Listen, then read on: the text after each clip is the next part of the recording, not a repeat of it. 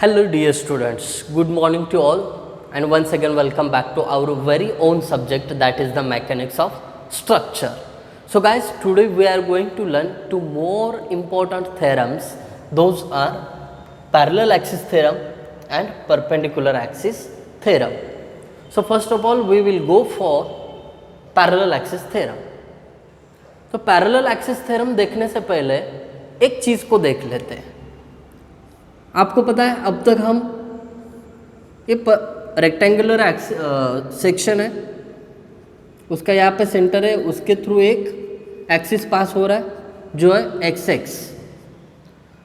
तो इसके अबाउट इसका मूवमेंट हम किस फॉर्मूले से निकालते थे? I x x is equal to b d cube divided by 12, ये फॉर्मूला यूज करते थे। But this formula is applicable only when this axis passing through centroid. But now thing is that one more axis is there, that is A B.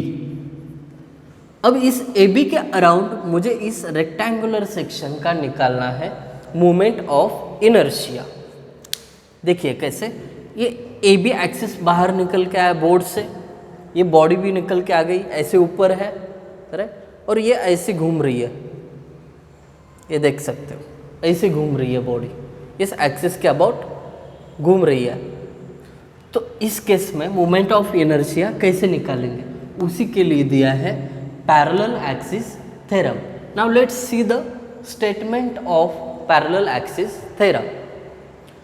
It states that the moment of inertia of a section about any axis which is parallel to the centroidal axis is equal to the moment of inertia about centroidal axis plus the product of area of this section and square of perpendicular distance between two axes. This is the statement for parallel axis theorem. Now let's understand what is the parallel axis theorem. अभी हमने statement देखा जो बाजू में दिख भी रहा है।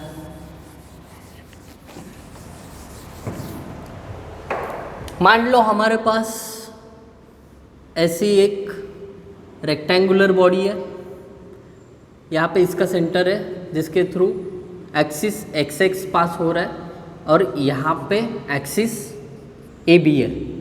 Now I would like to calculate moment of inertia about A B which is parallel to x x. तो उसमें उस केस में क्या होगा, I A B is equal to, अभी जो स्टेटमेंट देखा उन्होंने क्या कहा, moment of inertia about centroidal axis, that means I x x plus product of, कौन सी चीज़ों का product, area of this section and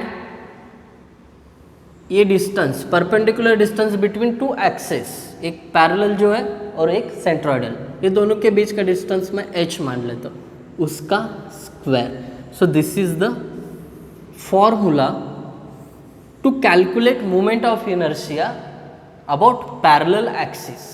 I hope आपको समझ में आया होगा। बट अब आप ये सोचोगे कि अगर ये एक्स एक्स को पैरेलल है, वैसे ही अगर वाई वाई को पैरेलल होगा तो क्या करेंगे? एकदम सिंपल सी चीज़ है, देखिए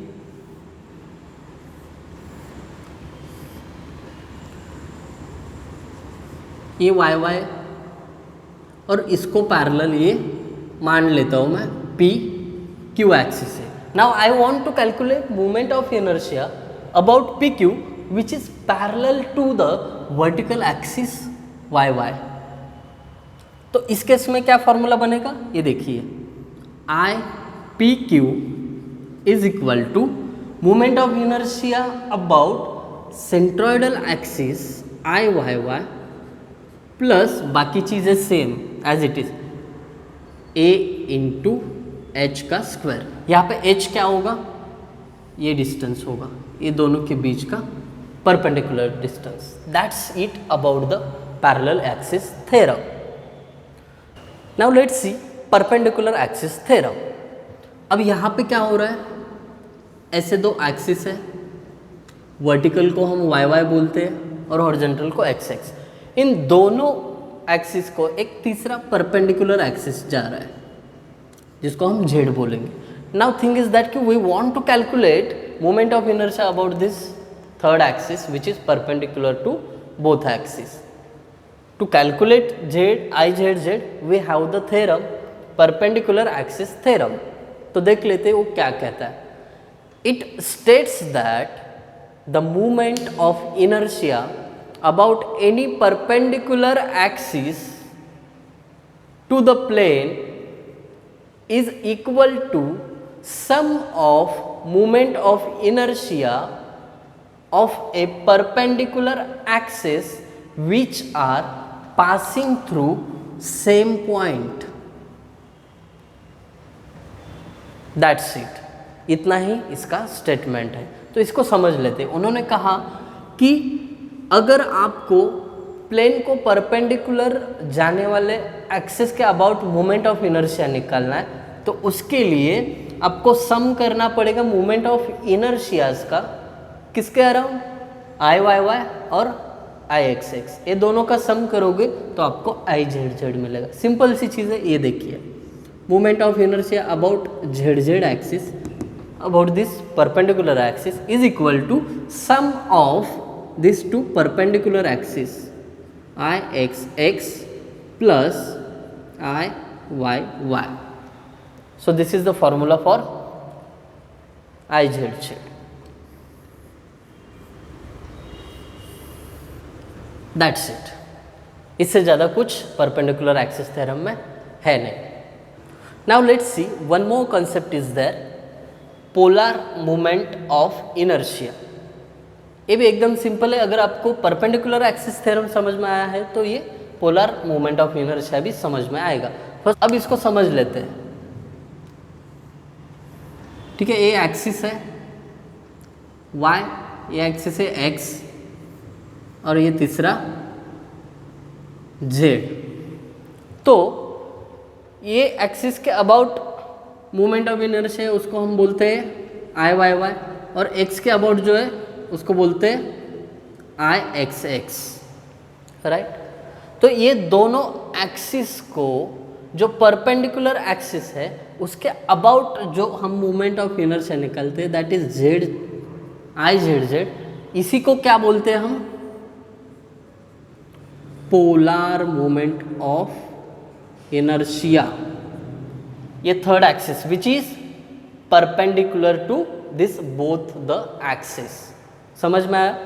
यहाँ पे आई जेड जेड को ही पोलर मूवमेंट ऑफ इनर्शिया बोलते हैं. जैसे कि हमने यहाँ पे कैलकुलेट किया था आई जेड जेड, ये जो कैलकुलेट किया ना मूवमेंट ऑफ इनर्शिया उसको पोलर मूवमेंट ऑफ इनर्शिया बोलते हैं. That's it. अब पोलर मूवमेंट ऑफ इनर्शिया का फॉर्मूला सेम रहेगा आई जेड जेड. अब यहाँ पे आई जेड जेड बोला है उसको ही हम पोलर मूवमेंट ऑफ इनर्शिया बोल सकते हैं ना. तो यहाँ पे P लिखता हूँ, P for polar. I P is equal to I x x plus I Y Y. That's it, polar movement of inertia. Thank you guys for watching video. Thank you so much.